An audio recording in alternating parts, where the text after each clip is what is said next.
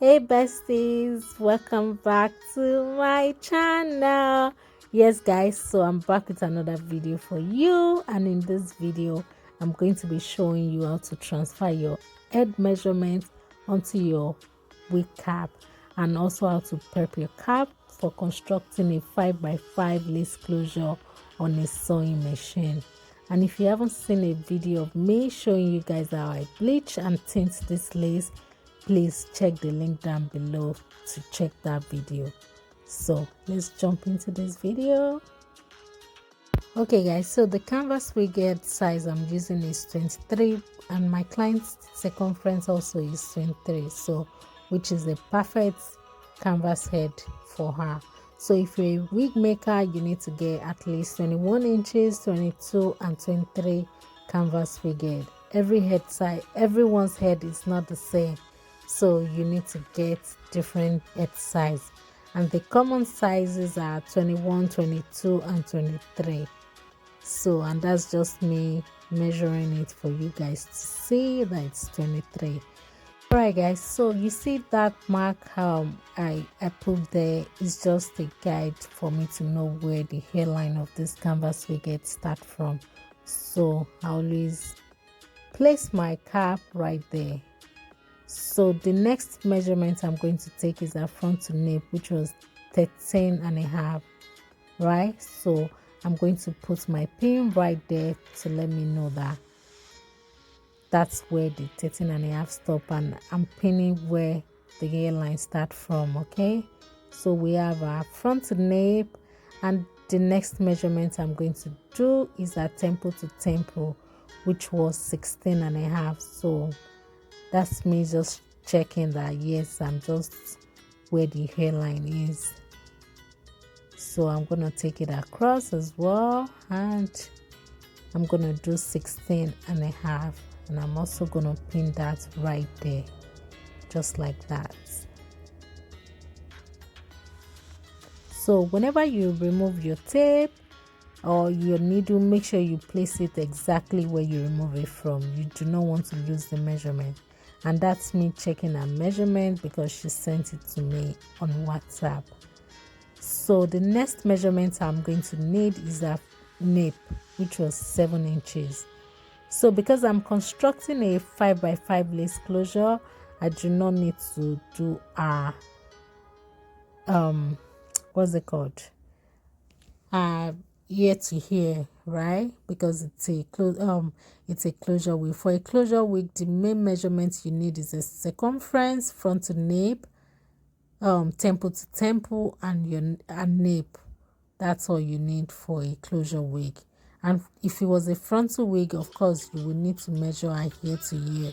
I don't need that measurement I'm doing right now. I'm just showing you if we're going to make a frontal wig. So yes, I don't need that. I'm just showing you guys, So, and we're all done. So now let's put our cap onto the mannequin head. So when you're putting your cap, you want to make sure you place the cap exactly where you have those pins. If you remove the pin, make sure you pin it back exactly where you remove the pin from, so you don't lose your measurements. Okay, so that spot, that's where our hairline start from.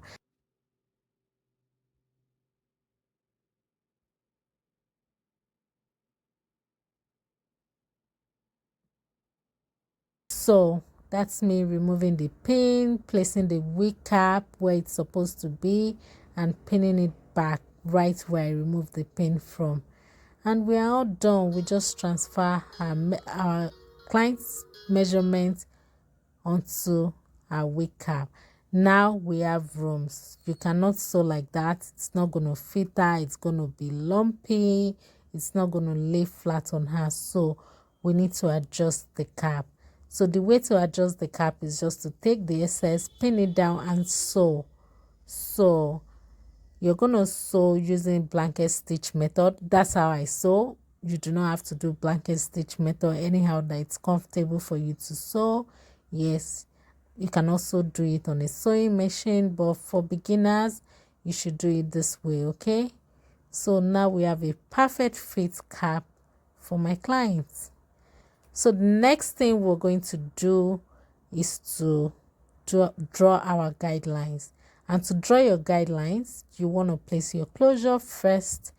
And as you guys can see, she's going to have baby hairs, so I'm going to leave about few centimeters before pinning it down. That's, you want to leave, make sure the hair, you push the closure a little bit forward, about maybe, let me say 5 to 6 centimeters, then you pin it down. So that's where the baby hairs is going to be. You do not want to start sewing and later on you're going to have baby hairs. It's not going to look nice. They're going to be seeing the tracks on the side, and we don't want that. So you want to make sure you lay the closure very flat. As you guys can see, make sure it's flat before you pin it down. If you need to adjust, remove the pin and adjust it, okay? As you guys can see, it's not laying flat right now, so I went back in to adjust it and I'm pinning it down. And I'm going to check the other side as well. You know, don't start drawing until everything is perfect, everything is laid properly. You can see I went back in to adjust the other side as well. So to draw my guidelines, I'm going to be using Sharpie pen, and I usually get that from Dollarama. It's about $1.25. So it comes in 2 gold and silver. I just like to work with the silver better, like it's clearer. So now to draw your guidelines for tracks, it depends on how many bundles you're working with. You know, so I'm working with 4 bundles. However, it's 26 inches, so it's tiny.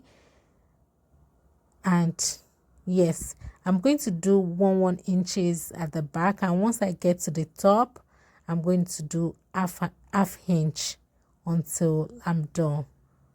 So I'm just going to trace the first line I did. And at this point, you want to start curving your hand. You do not want to go straight.